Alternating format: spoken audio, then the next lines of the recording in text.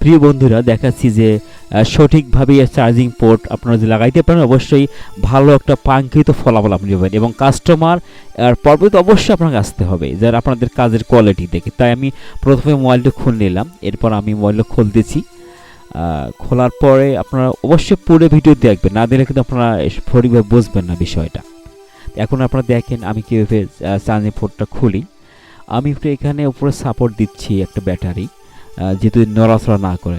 এখন আমি একটু পেস্ট দিলাম, এরপর আমি হট গান দিয়ে কিন্তু পিনটা উঠাবো। তা আমার হট গানে মোটামুটি 350 প্লাস একটু হিটের লেভেল করছি যেন সঠিকভাবে তাড়াতাড়ি উঠতে পারে।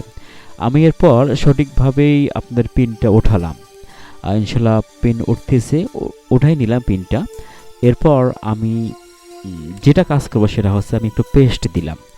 পেস্ট দেওয়ার পর এখানে আমি একটু সোল্ডারিং করলাম আপনার রাং দিয়ে, তাহলে সুবিধা হচ্ছে এটাই। এখানে সোল্ডারিং করলে আপনাদের পরবর্তী নতুন যে আপনার পিনটা স্থাপন করবেন এখানে কিন্তু সহজেই বসে যাবে এবং সহজেই উঠে আসবে না, এটা বড় একটা সুবিধা। তাই একটু পেস্ট দিয়ে আপনি সোল্ডারিং করলে ইনশাল্লাহ হয়ে যাবে।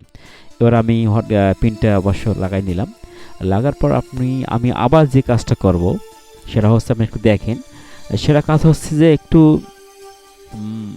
মানে আমি একটু টুইজার দিয়ে একটু চাপ দিলাম যেন কখনোই যে আপনার ঠান্ডা না হওয়া পর্যন্ত পিনটা চাপ দিয়ে রাখবেন, তাহলে সহজেই আপনার পিনটা উঠবে না।